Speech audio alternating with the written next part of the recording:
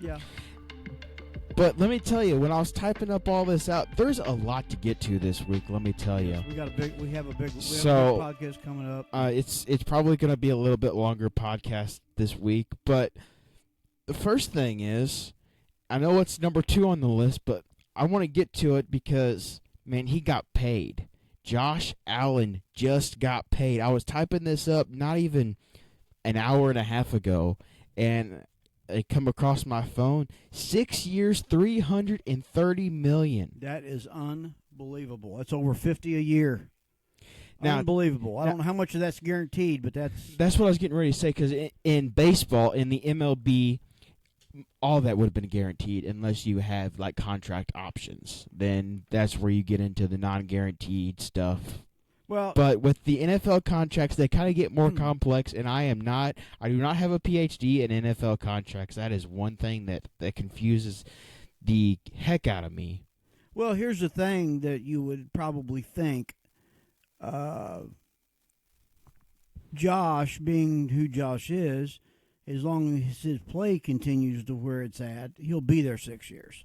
Oh, absolutely, absolutely. You know, short of him just falling on his face for 2-3 years in a row, but I don't think that'll happen. So in his case, that's probably real money. You know, if he don't end up and turn out like Deshaun Watson, like remember when Deshaun signed that huge contract in Houston?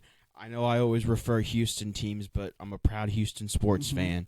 That's my sports city, so I reflect a lot on their success and failures. But that contract was an epic failure.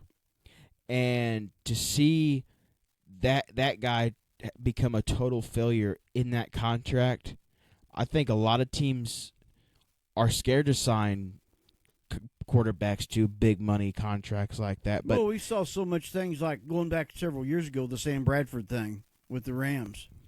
That was a bunch of money. I tell you what, I loved seeing every week the inactive list. It was always something. Sam Bradford with some kind of bogus injury. Where's he? I know he's not playing anymore. What's he doing now? I wonder. I don't know. He got very rich and didn't play very good. I don't know. Remember, he spent that one of those last couple years out in Philadelphia because remember Nick Foles had come to St. Louis that last year that they were in St. Louis. Right. And Nick Foles is one that had a great year, then fell on his face. But then he did return to greatness. He redeemed himself, yes. But I do, seriously, I really do wish Josh Allen the best in those 6 years. Absolutely. And I hope that he does ultimately meet his expectations in bringing a Super Bowl to Buffalo. Because I think we talked about this on the show, but I know we've talked about this off air several times. If any sports city deserves a championship, it's Buffalo. Yes, absolutely. Absolutely. And I like Josh. I like the team. And, I think he's going to do good, and I wish him the best. And, hopefully here before long, you're going to see a Super Bowl ring there. I think that it is definitely possible. I think sooner than later, because this year they were very strong and shoot. They came close. Yes. In the AFC Championship, and well, we're not going to get into my opinions on that because my opinions are very. Well, there were some fines I think that went down towards officials. Right. On that game. As should have been. Right. But Buffalo, is a very well coached team. Personnel wise, they have a good team. Sean McDermott is a heck of a coach. Yes, he is. He's not that old, but he's kind of reminds me of that hard nosed type head coach. He reminds me, if you took a kind of say a Bill Belichick, a Sean Payton, and maybe a more modern coach, say like a Sean McVay, who's had some success out in L.A., and put them all together, I think that's kind of a Sean McDermott. Yeah, there you go, yeah. I agree with that. Yeah, I get that. I agree with that. because he's got some of that old school. He's also got some of that new school, but then he's also got some of that hard nose where whatever I say is going to go. I should know this, but I'm going to ask you, what coaching tree is he from? I knew that, and I can't remember. That's something you'll have to answer next week. I don't know. He may be out of the the Andy Reid. Yes, maybe out of that one. I'm not sure. But I don't know. I will have the answer to that. We'll though. have the answer next week. But anyway, he's good. He's a good coach. Got some other stuff interesting too. That breaking news as far as NFL goes. Metcalf, DK Metcalf, traded to the Steelers for a 2025 second round. And if I'm wrong, you can correct me, but that was kind of like a sign and trade too. They were trading him for that round, but then they also signed him to an extension. Yes, I think that's the way it works. I believe that's the way it works. Okay. All right, that's kind of the way I thought that it was going to be. But I think this is a great trade for, I about said Pirates, but Pittsburgh Steelers, because for the simple fact is, like you said off air, I mean, besides George Pickens, I mean, who was their rock? Yeah, they had nobody that I would call the rock as far as a wide receiver. And when you take a pretty big football fan, I think that I am, you are, and others, and you really can't name any wide receivers on that team. That tells you right there that you don't have that franchise guy. Right. And if you don't have a couple of those guys like that for your wide receivers, you're struggling. And I don't care who your quarterback is, he's going to struggle if he don't have those targets. And I think for the biggest reason that Russell had struggled is because he didn't have any weapons. Mm-hmm. Oh, yeah. I would say very much so. And, do you think Russell will be back? That's what I was getting ready to ask. That's a good question. I'm saying right now that he will be. I'm beginning to think and that I'm not saying it's a bad thing if they get some players. I still think at the end of the day that's where Rodgers is going to end up.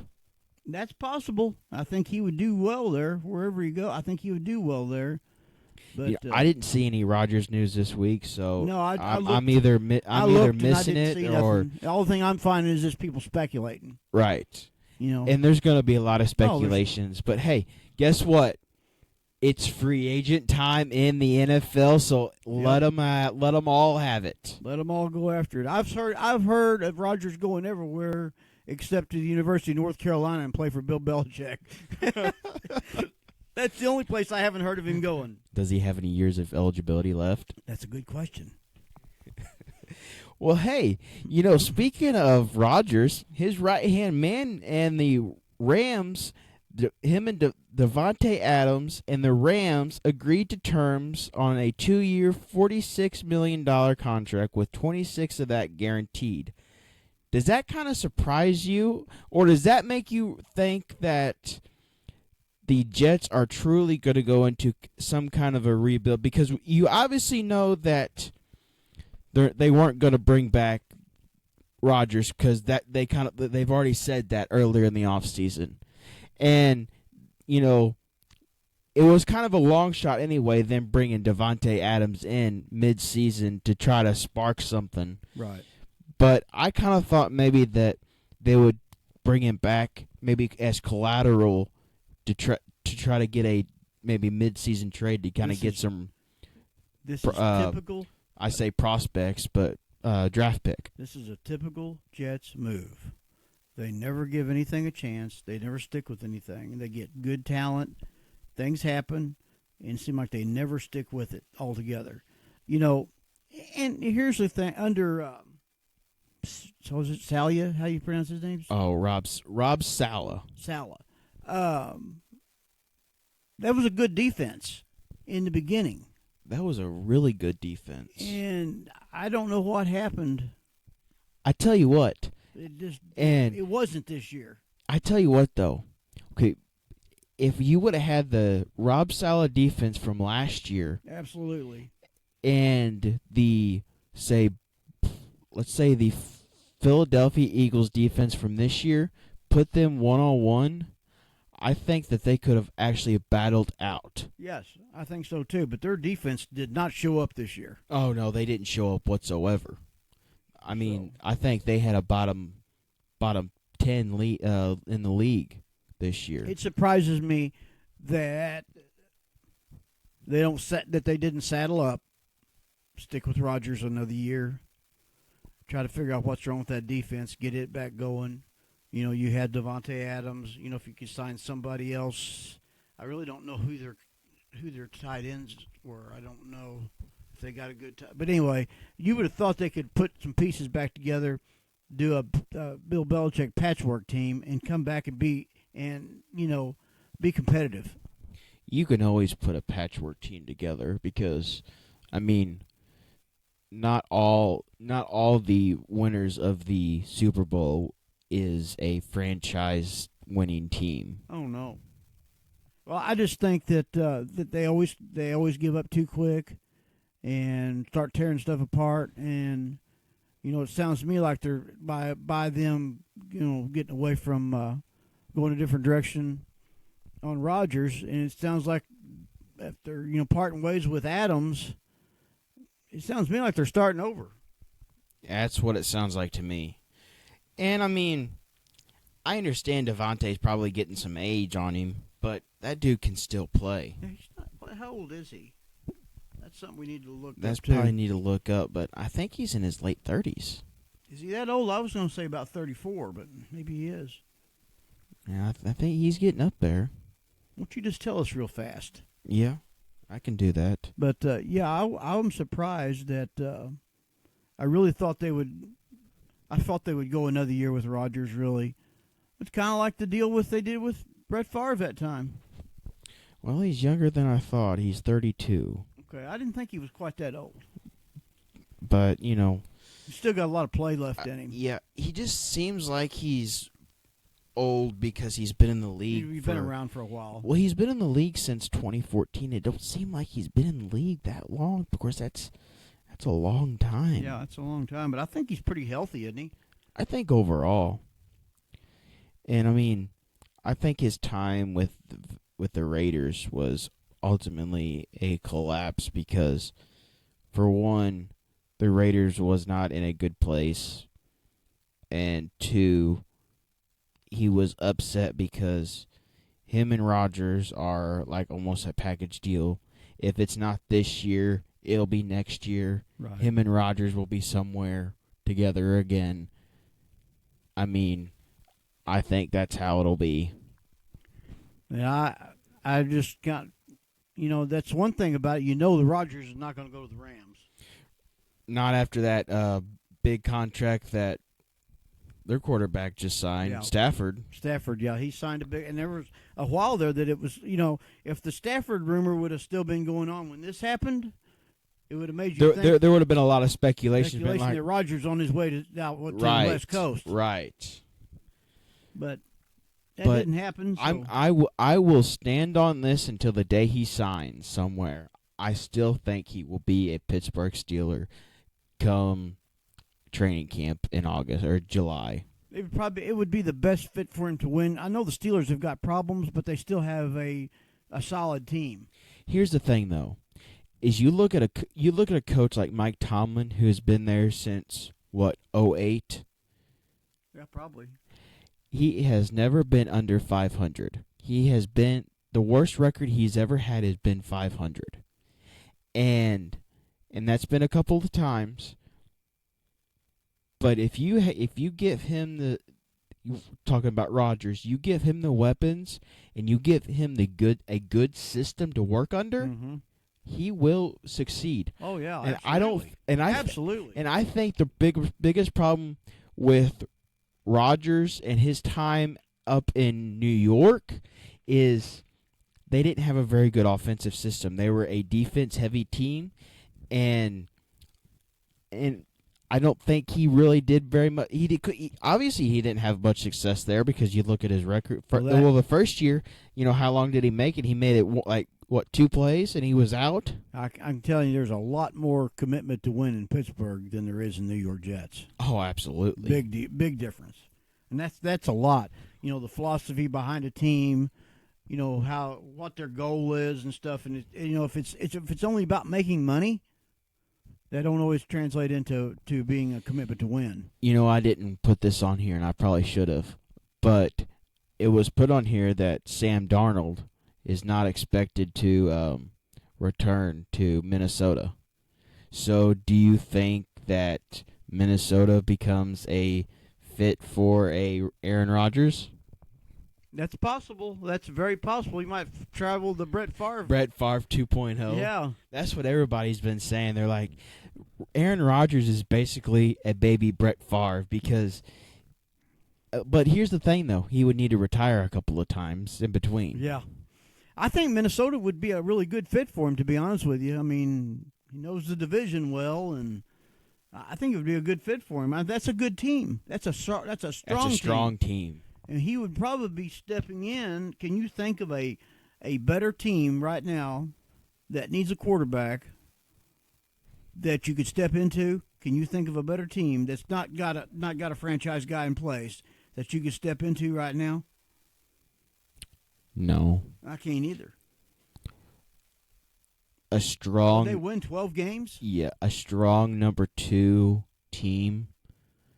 We're getting to that news later, but it'll probably be Seattle.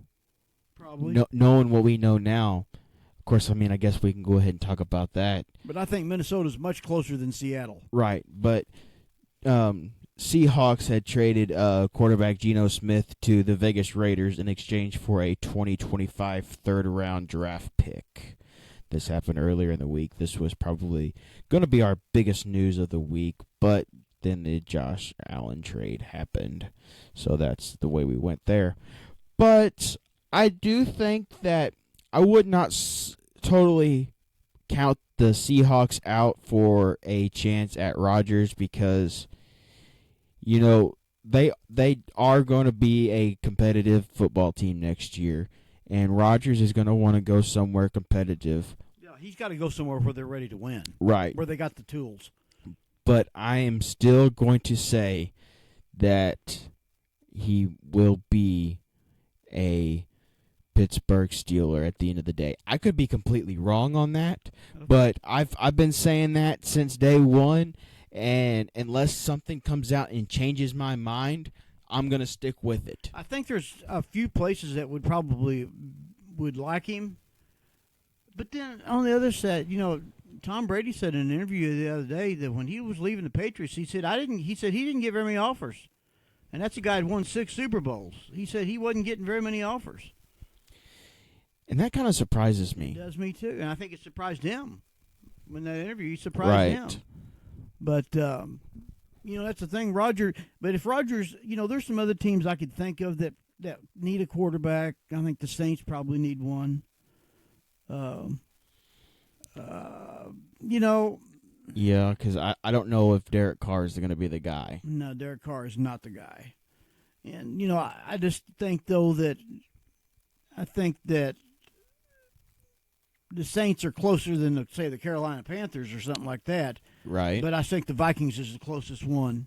And I think that's the one. I think that's his best fit. I think, ultimately, the ranks that I would go, of course, we're gonna show this differently, but I think personally the ranks should be the Steelers, the Vikings, and then the Bears on the top 3 teams that should go where he should look. Guy that they're kind of they kind of do, but I know we talked about this here the other day that teams don't do this anymore, but I they need to bring in that veteran guy who can come in there and kind of mentor, but they're not going to nobody wants to do that anymore. No, they want to win now. They want to draft, or they want to get that guy, and they want to win with him right now. The old days it was done differently than that, but that's not the league that we have anymore. Okay, what are we heading to now? All right, so we can continue our NFL news, or we can go up to some WWE news. Let's finish our NFL. Okay, we can finish our NFL. So Aaron Jones, who is already a Viking, has agreed to terms on a 2-year, $20 million extension. I think this was needed. Yes, for sure. Yes, I think that's a good move for them, and I think they had no choice but to go with that. They could not let that change. Oh, absolutely. No, that was a good move. So, and then we're going to go on to the big one here, the one that I kind of was interested in talking about, even though I'm a Chiefs hater. But the Chiefs have re-signed linebacker Nick Bolton to a 3-year, $45 million deal. What's your kind of initial reaction to that? Well, I know if you've watched the news, they've been talking about that the Chiefs are in a financial problem. They're over the cap right now, so I don't know when that deadline is, but they've got to do some changes to get down under the cap before that happens. But I just don't know if Bolton was the place you wanted to cut. I don't know that he was the place you want to start cutting. So, I mean, I don't know where they're going to do, how they're going to trim the fat off, but they're going to have to do something to get back under the cap. But I just don't, and I agree with him. I think Bolton was the guy to resign, or to sign, yeah. And I do agree with that, but I think it's going to be hilarious because they make 90% of their revenue right now. I mean, that's probably a bit of a stretch, but I would like to see some numbers. A big chunk of their money, I would say, off of 12-year-old Taylor Swift fans. True. With Travis Kelce. So if they end up cutting Travis Kelce, you know that there's going to be a mob of angry Swifties after the Chiefs. Kelce will be back. He's not going anywhere. You think he'll take a pay cut? Because they're not going to pay him as much as they think as what's going to happen, because if they're already over the cap with this deal, I mean, they will not let Kelce get away because there's too much. He sells tickets. He does sell tickets. I will say that. He sells tickets, and he contributes. He's a heck of a tight end. Whether you like him or not, he's good. I will give him that. He is a heck of a tight end. That's not where you want to cut it at either. I mean, I don't know the answers, but they're going to have to cut somewhere else. But Nick Bolton is he was not the place to cut, and Kelce's not either. You know, that's why I'm glad I'm in this chair and not the chair of a NFL executive, because I would be cutting the wrong places, and I probably would not have a job past probably year number 2. You might not have Taylor Swift in the fans section every week. Oh, that'd be so sad. Then we not have to listen to her mediocre songs every day. There you go. Well, I'll let you go on until the next one. Okay, Myles Garrett, defensive end Myles Garrett, has signed a 4-year extension with the Browns worth $40 million. I don't know much about him. Really, I don't. I mean, I've really kind of shut off from Browns games. I don't really know a lot about him. What do you know about him? Well, I know that he's a huge contributor to that team, and I know that when they made that big postseason run a couple of years ago, he was a huge part of that. And I think this is a good deal to have him stay. So, well, if he's still playing the way he did then, that's not a bad. I mean, they got their money's worth, I think. Absolutely, I 100% agree with that. I'm not for sure on his age, but I think if he still has good years like he had a couple of years ago, I think he'll be just fine. Right. You know, and I'm not sure how old he is, but he's not super young, is he? I'm going to guess he's early 30s. He is 29. Okay, well, so he'll turn 30 December 29th. So if you put that in perspective, at the end of this contract, he'll be about 35. So that's not bad. No, not bad at all. You know, I don't know I don't really recall hearing anything about injuries on him too much either. So I'd say that's a pretty good sign. No, not really. I think that is a good sign. I tell you, another good sign is the Ravens bringing in Ronnie Stanley. Yes, they brought him in on a 3-year, $60 million deal. 3 years, 60. So I assume that's all guaranteed. It probably is. It probably is. What's he, 30 years old? He's sitting at 30, so yeah, that's a fair deal. That's a fair deal, and I think he's definitely somebody they didn't want to part ways with. So, but no, I think that's that's good. Yeah, I agree. I think that was a good one too. The Bills linebacker Terrell Bernard agrees to a 4-year, $50 million extension. So he is 25 years old. At the end of that extension, he will be around 30, roughly. He'll be about 29, getting ready to be 30. I consider him to be about 30 because, he'll finish his age 29 season. I'm actually kind of surprised that they're signing him that cheap. He's only 24 years old. And, yes. I'm really kind of surprised about that, really. It tells me, though, that his heart's there. He wants to be there. And it also, I agree, it tells me that they are truly trying to win. Because over the next, especially 4 years, because, about the length of that contract, over the next 4 years, really expect them to really buy in and try to win. Because you could say 6 years because of the 6-year extension of Josh Allen, but I really think over the next 4 years, with having him in here and Allen, and then you'll have your other guys float in and out. Right. I think that they'll put really good competition up in the AFC. And Bernard is one of those quick linebackers that has speed. Yes. And you don't always see that with them. Linebackers, you do some, but he's one of them that's got the speed. He can get around. So I think that's a good sign too.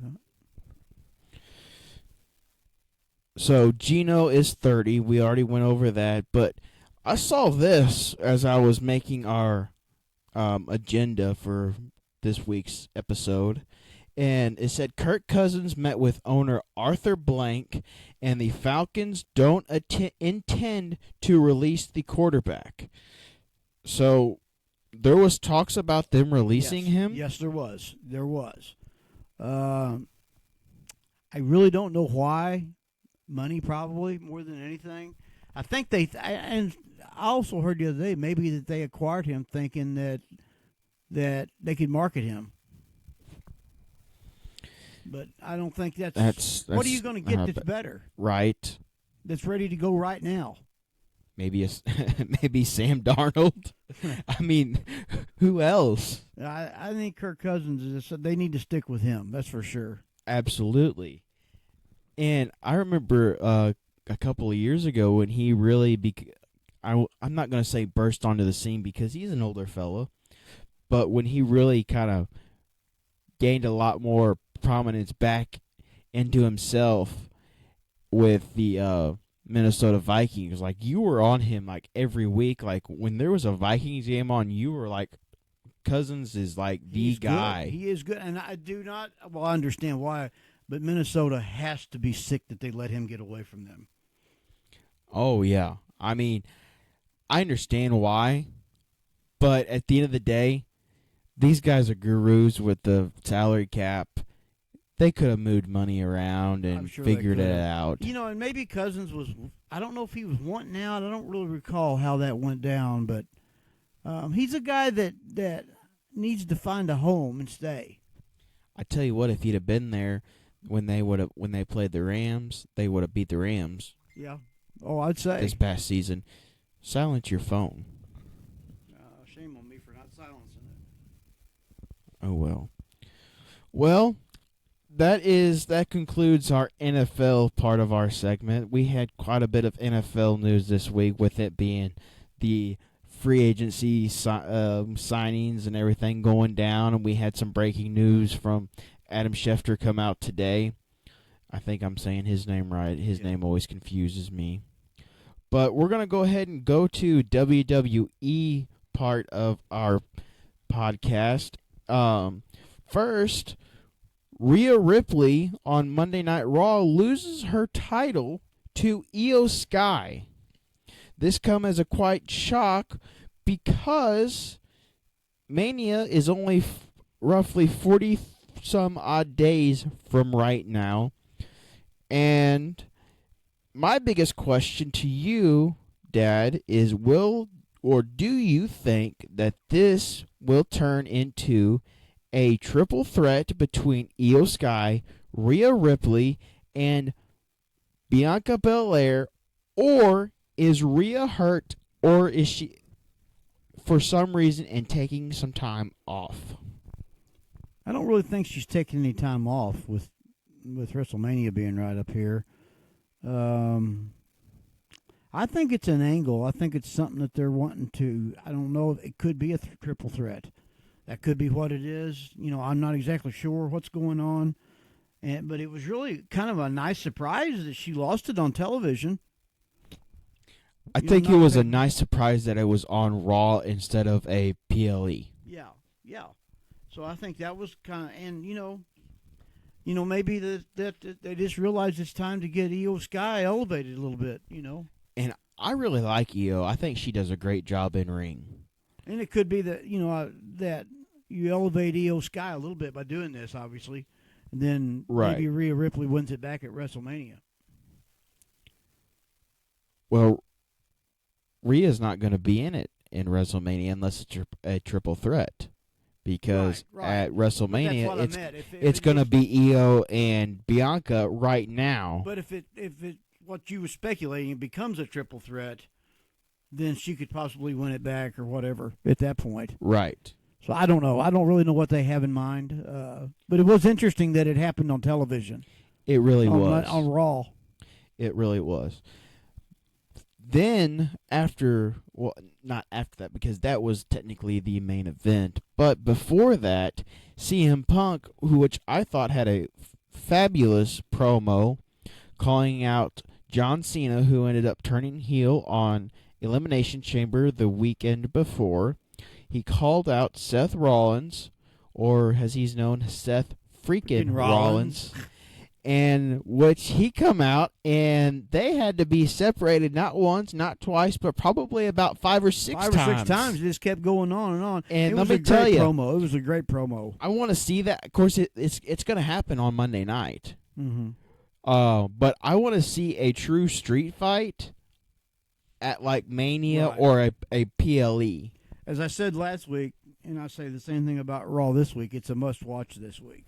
Absolutely. I can't wait. And I came in. I watched it last week. I was about an hour behind it all, but I was still. I was behind it, and, of course, I didn't get to watch SmackDown this week, but I did end up catching up. There've been some great promos in both shows.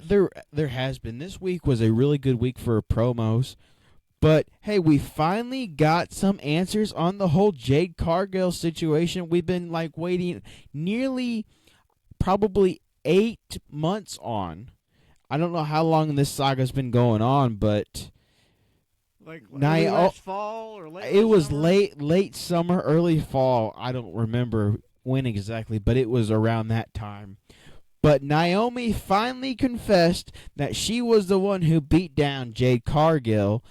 And remember seeing the video of Raquel Rodriguez and Liv Morgan walking away? Right. Turns out they were telling the truth the entire time. They were just innocent bystanders. And this is why Jade Cargill come back and got her revenge, wasn't it? She got her revenge. And I thought that was an excellent promo. And Jade Cargill even come out on SmackDown and put Naomi in her place once again, and I personally think that's going to be your Mania match. Yeah, I think absolutely. I think they've got that set up for that, no question. But man, wasn't there some good promo? Who of the promos you saw this week? Who would be the promo of the week? Promo of the week. We're getting ready, right here talking about it, but, the Viper, Randy Orton, had a good one. That's my choice right there. I think he had a good one calling out The Rock, Cena, Kevin Owens, and he was also he kind of took up for Sammy a little bit. Yeah, he did. He did. But, Randy... but when, you asked me, you just asked me what you think was the best. I liked Randy's, but I like Punk's. Oh, Punk's always good, though. He's always good. Punk is overall the best talker they've got right now, and probably the best one currently in wrestling. Anywhere you go, right? CM Punk, he is. And I didn't mention between him and Paul Heyman. I forgot to put it on here, but Cody had a pretty good one. Cody had a real good one. Cody's promo skills are getting better all the time. He's really improving. He is. But they've all had good ones this week, and none of them was bad. No, I say Punk was probably my favorite, but I tell you what, there wasn't a bad one. They were all good, and I don't know if I can tell you I have a true favorite because they were all really good. Punk's got the biggest response. Oh yeah, for sure. But but Randy Orton had a real good one, and so did Cody had a real good one. So, and Naomi had a pretty good one. Yeah, her and Bianca had a pretty good one back and forth. Finally getting the answers that they needed for closure. I'm really kind of curious of how that's going to come out with Bianca and Liv Morgan because, Bianca had been blaming Liv for months. Right. Over all of this. And going back to, Raw and SmackDown, 2 titles exchanged hands this week on television. It did. And that was pretty big. In a way, the second one didn't surprise me as much as the first one, but LA Knight wins back the U.S. title against Shinsuke Nakamura. Yep. And I that was what I saw of it was a pretty good match. It was a good match. Of course, LA Knight and Nakamura have had really good matches over the last year. They've got good chemistry together. But I thought it was pretty cool. I like to see those titles change hands during. I do appreciate any other time that. Besides they don't call them pay-per-views anymore, but premium live events, premium PLEs. live events, PLEs. Yes. But no, I was glad to see it. It brought some. I think it raises the expectations for the next show, and I think it just interests people more, of the, SmackDown and Raw when you see some titles exchange. Oh, absolutely. And now that you've got Netflix and you've got every show all over the world every week, I think that needs to happen more. Well, SmackDown is... not SmackDown. Raw is Netflix everywhere except... Netflix is everywhere. Everywhere. Everywhere. There's something about SmackDown that's different. Well, NXT is on Netflix everywhere except the United States. Okay. They're on the CW. Okay, that's. And on SmackDown, they are on Netflix everywhere except the United States. They're on the USA Network. I knew there was so Raw is the one where they're everywhere. Yes. I think it's working out pretty good for him. Triple H had something that he was saying this week or somewhere that I saw online. I don't know what he said, but an announcement about Netflix. I don't know what it was. Oh, really? I don't know what it was, yeah. I mean, that should have been addressed today. But that's interesting. I was unaware of that. Well, we'll talk about it next week. We'll definitely kind of touch on that next podcast episode. But any more WWE conspiracies, ideas, or thoughts before we move on? No, not really. I still think there'll be somebody rise up against and join Cody.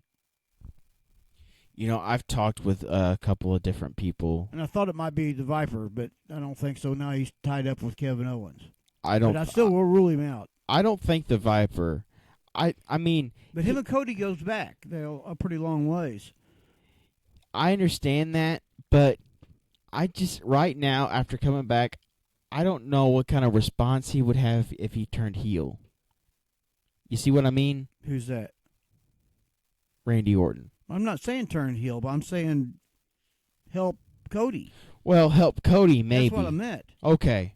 That's what I was meaning. I could, him joining forces with Cody. Okay. Well, that's possible. I think somebody will. I don't know who it will be, but I think somebody will. And I think Randy Orton is a possibility.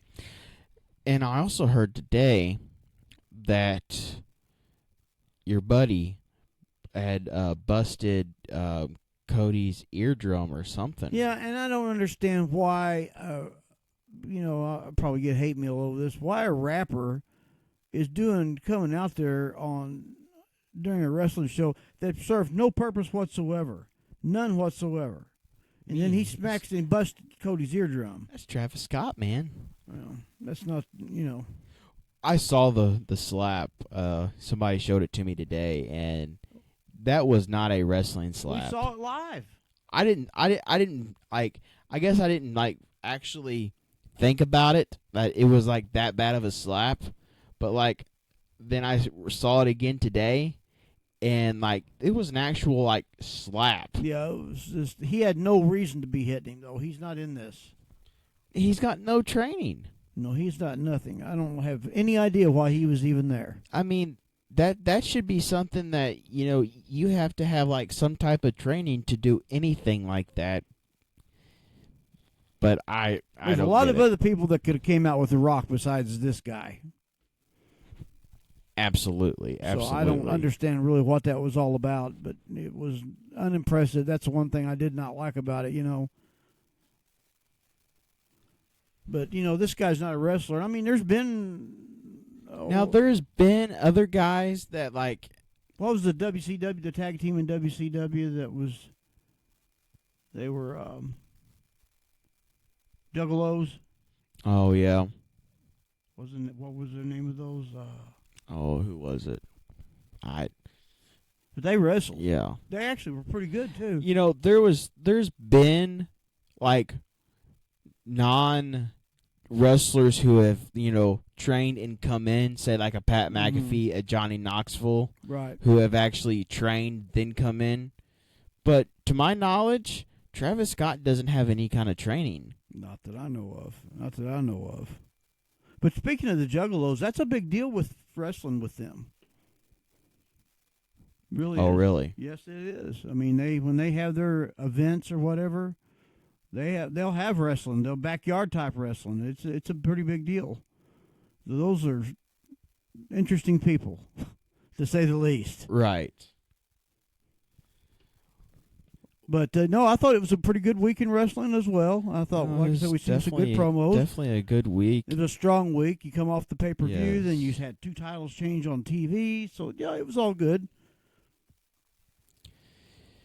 It was very eventful. Let's put it that way. Yes, it was. Not only was it an eventful week in professional sports, it was a very strong week elsewhere. School where I work, they are headed to the Final Four. Congratulations on that. their basketball. So Can we say the name of the school? Or? Congratulations to that. I guess we could. Puxico High School. And congratulations, Puxico Indians. Congratulations, Puxico Indians, for where you've got to. It's a big deal, and you deserve to have a shout out to you. Right. They've really worked hard all season long, and I'm really excited to continue to watch them. Hopefully, get a state championship. Yes, that's a big deal, and they deserve a big shout out, and wish them the best of luck going forward. Absolutely. So moving on, we have some MLB news. There's kind of been some news going on, but we got some little bit of spring training action. The Mets catcher Francisco Alvarez is to miss 6 to 8 weeks with a fractured left hand. Did he do that in a game or was it in practice? I assume that was either in a backfield, and I mean, it could have been in a game. Of course, I mean, if you injure yourself in a game in spring training, that doesn't really look good. But he's expected to miss 6 to 8 weeks, so that means he will start the first of the season on the injured list. Trace Thompson of the Boston Red Sox has hit 6 home runs so far. He has had a huge hot streak and possibly leading into a roster spot, which is very interesting to me because of that team now, because they have acquired Alex Bregman and they've got a full infield. Of course, he is a main outfielder, but they've got a lot of young outfielders, and Trace Thompson is not that young anymore. You know, I'm drawing a complete blank on something, but you remember I sent you a link to that catcher, MLB catcher, that has a new manager or whatever, and he's changing his stance on how to hold his mitt and everything. I thought that was kind of interesting. Oh yeah, you're talking about how they go down on one knee. Yeah, and he was not holding his mitt up, holding it down. Yes. Not as a target, moving. You know, like where before, if you're. So that's kind of not really a new thing, but it's a newer thing. You'll see a lot of modern day catchers catch like that. Saw that mitt right as a target, you know. Right. You like a lot of the times you'll still see the target, but anymore you don't really see the target. It's just usually like a down and then kind of like a swipe up. But it was obvious that he was going out of his way to not have it. Right. And now with the pitch comm, which is the pitcher has the thing in their ear, and either the catcher has the remote or it's vice versa, and the pitcher has it and the catcher has the mic, the sound in the thing, and they are the ones that calls it. So you don't really make any kind of calls with your hands anymore. Right. So it's pretty much all done electronically. And like I said, I guess it's not a big deal. I didn't figure it was anything new, but I just thought it was kind of interesting to watch how that's going on. Oh, right, absolutely. And I had never really. I've thought about that in the past. You know, that looks like it's an open target if they're calling for a low pitch and you got your mitt down low. I always felt like that was giving it away. I guess it's really not, but I just kind of like that. What it was saying. Right. No, it's an interesting thing. There's a lot of different and a lot of more studies now when it comes to the catching position than there was, say, 20, 30 years ago. You know, like a lot of different things in baseball. But, you know, with the one knee down is a lot of things is try to preserve catcher's knees, too. Oh, my gosh. That's a tough job. That's a hard job. Very tough job. You take a guy like Molina that played as many years as he did, and he didn't take very many breaks. He was always he's got to have stiff knees. Absolutely. And ankles. I would think ankles, too. Oh, I guarantee it.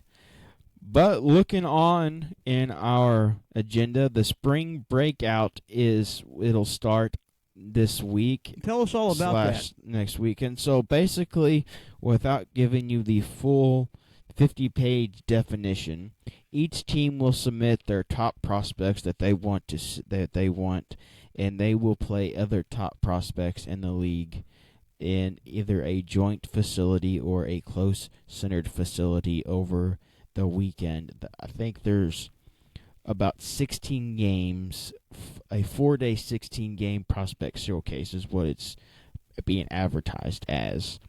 So, like, not necessarily like the first 25 prospects will be up there. So, What brought this all on? So a couple of years, I think it's been in talks for a couple of years, and I think it started last year. But they were wanting to kind of last year, did they? Yes, They did. yes. Okay. They wanted to kind of give a time to where not the pitchers, but the prospects could kind of showcase. Mm-hmm. I mean, part of the name, Right. spring breakout, but kind of showcase a little bit and kind of basically for, say you're a Cardinal fan or a Cub fan or a Brewers fan or an Astros fan and you don't know much about the minor league system. That's kind of what this weekend's about. Is this going to add games to the spring training? No, as I think the way it's going to work is big leaguers are just going to get the weekend off. Oh, okay. Well, I guess that they probably don't mind that too bad. No, Well, I think it's interesting. I did not realize this went on last year, though. Yes. And moving on, so Lawrence Butler, an outfielder for the, I would say Oakland, but they're not Oakland anymore because I don't truly know where they're playing. I think they're actually playing in Sacramento this year. Aren't they going to go to Vegas? They need a stadium first. They got a what? Oh, yeah. I mean, they don't Are have. they in the process of doing that? Or? Yeah, but they're talking like for the next 3 to 4 years and not having a home. Really? I thought they might have something going on next year. I don't think they've even had the ground break yet. And if you're thinking now, I mean, you're already almost mid-March. They can't put them in the football stadium right now. No. That's just kind of weird for them to. So they're going to play in Sacramento, and that makes 2 teams that are not going to be playing in Major League regulation stadiums. I mean, they're going to be Major League regulation stadiums, but they're not true Major League stadiums. They're home. Not true. They're home either. Because Tropicana Field was absolutely demolished because of the hurricane last winter, or this past winter. So they will not have a home. They will be playing in George Steinbrenner Field. Oh, really? They're in Tampa. So props to the New York Yankees and Hal Steinbrenner for allowing the Rays to play in that stadium. I thought that was very professional of them because that's real cool of them. Nobody else was offering anything. Right. Yeah, that's real cool of them. I think that's just good for the sport. It is. So anyway, going back to the Athletics, their outfielder Lawrence Butler signed a 7-year, $65.5 million extension. And in baseball terms, Dad, you're not gonna understand this because you're used to football contracts. There's no funny money. There's no funny money. That is completely all guaranteed money. That's a good deal. And when it comes to contracts in baseball right now, that is actually a very, very cheap contract. Yeah, that's why I started to say 7 years. 7 years at $65.5. That is very cheap. But anytime you can get $65 million, that's pretty well guaranteed. It's all good. It's happy times. Absolutely. But still, yeah, I can tell that's a cheaper contract than. Is this pretty good deal for them? Oh, absolutely. And they've actually spent a little bit of money this offseason. I won't get into a lot of it, but there was quite a bit of money spent by them because it was basically, listen, you claimed that you weren't spending any money because you were in an outdated facility in Oakland, but you're in the process of moving. MLB is like, you probably need to start spending a little bit. We want to see something out of you. Right. So that's kind of a dark horse wild card team that I could possibly see this year. I wonder if the people in Vegas are rooting for them yet. I'd say so. Probably so, because that's where they're going. And I would say that people in Oakland are really, really, really pissed right now because they see them spending all this money. But to be honest with you, they have nobody to blame but themselves. Mm-hmm. They think that everybody that Coliseum is the cure-all for everything, and they are still using that Coliseum as the soccer the soccer team. How old is that, man? They played football. You're talking about the Los Angeles Memorial Coliseum. No, the Oakland. Oakland. The Oakland County Coliseum. Yeah, I was thinking of the Oakland County Coliseum, and that's old, isn't it? Oh yeah. Well, see, it opened, I think, originally opened in like the 50s or 60s, and then your buddy moved in and totally destroyed it when he wanted Mount Davis put in. Who? Al Davis. Oh, yeah. He totally destroyed that stadium when he put all them boxes up above center field because he wanted more suites and stuff added. He wanted the big dollars. Right. But of course they come in a time where multi-purpose stadiums were a huge thing, and they thought it was kind of cool. But if I would have been in charge of that, I would have told Al Davis to go. Whatever. What Cody Rhodes told The Rock on Elimination Chamber. Right. And told him to go find his own stadium. Right. Is there any multi-stadiums? That was the last one. That's the last one.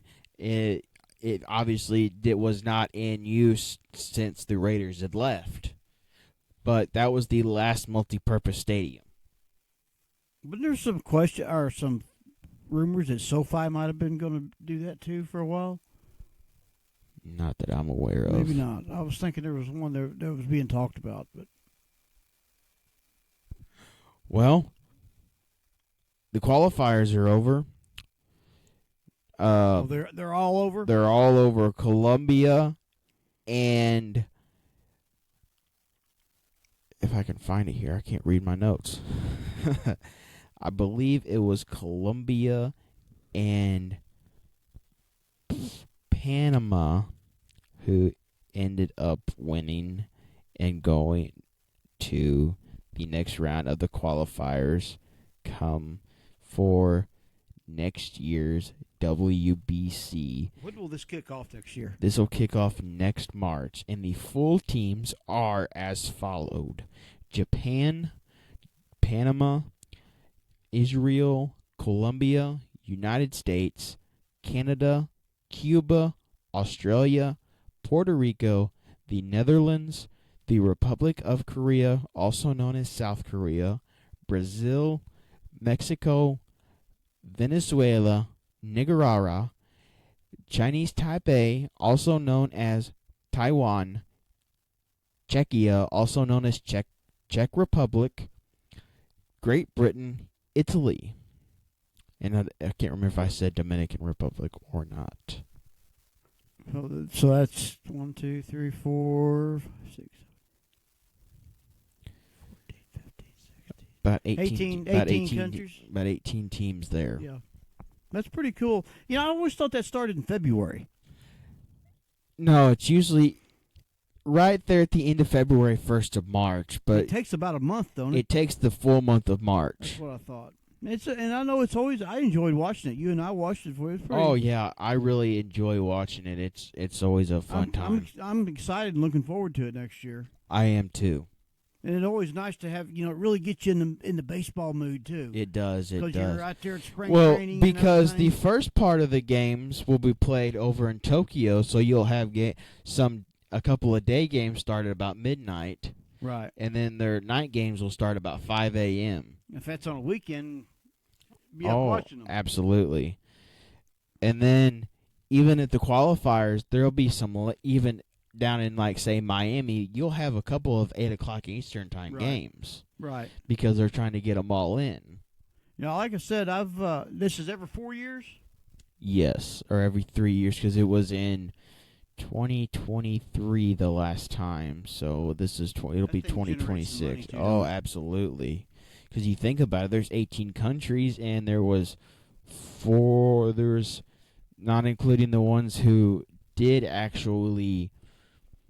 So they were not actually in it because the qualifiers were held in Tucson and in Taiwan. Is every game televised? Every game will be televised. That's some big money in television. Yes, Fox will televise most of it. How many games is there roughly for the whole thing? Well, pool play, all 18 there'll be I think there is 4 pools, so they'll all play each other, and then after pool play, it's single elimination after that. Oh, okay. All right, I know it's very interesting, and I think we'll probably be talking about that some more as we get closer next year.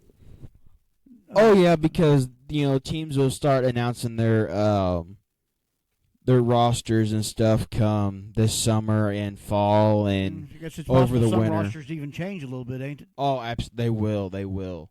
So it's always a very fun time. I can't wait for it. But yeah, so I'm super excited for it, and there's baseball season's right around the corner, like we talked about last week. The Japan series is right around the corner here. Not this week, but next Wednesday and Thursday they'll be in Japan playing a couple of baseball games, and then opening day will be the week after that. So it's just right around the corner. It's just a lot of baseball going to be coming up here for a long. Oh yeah, I can't wait. Yeah, I'm excited. Because if you think about it, 162 times 30. Yeah, that's a lot of baseball. A lot of baseball, and like I said, I'm looking forward to it all, and I'm always anxious to see what teams is kind of rising up now, becoming more competitive than they've ever been or been in years, and I think it'll be fun to see. I think it will be too. But hey, you have anything else that you want to talk about? No, I think we've covered it all. I think it's been a really good show this week. I think it has been a really good show. We had a lot of news. We covered a lot. We really appreciate you guys listening. As I said, make sure you subscribe to our YouTube channel, our Spotify channel. We have our first 3 episodes up on Spotify. We have our second 2 episodes up on YouTube, and we will have this episode up on both. You should be either listening to it on either YouTube or Spotify. We appreciate you listening. You can reach out to us through Instagram on Backyard Sports Talk. We have our Gmail account. It is backyardsportstalk25@gmail.com. So you guys can, if you want to reach out to us and ask any kind of questions or anything, we have some very good and interesting ideas that we plan on implementing in over the summer. Maybe potential guest appearances that we think that might be interesting. Maybe even a field trip podcast that. Because me and my dad had just bought tickets to a UFL game. Yep. That's exciting. I'm looking forward to that, and we'll be reporting on that. I've never been to the Dome. Oh, I have. I've been there. I liked it. I thought it was nice. It's been my last memory of the Dome was Mark Bulger being carried out on a stretcher, unfortunately. But talking about the podcast, it's endless to where we can go with it. Absolutely. If we get and roll our sleeves up and really work at it, and we can get folks to subscribe to us and listen to us, and if you have any comments or if you have any things like to hear us talk about or anything different, man, just reach out to us and tell us. We'll be glad to do it. We'll be glad. Absolutely. Well, for that, this is the 4th episode of the Backyard Sports Talk. I'm Reid Jaco. And I'm Danny Jaco. We will see you guys on the other side. You guys have a good week, and make sure you guys tune in to any kind of sports that you guys may be interested in. So we will see you then. God bless and good night, everybody. Or goodbye.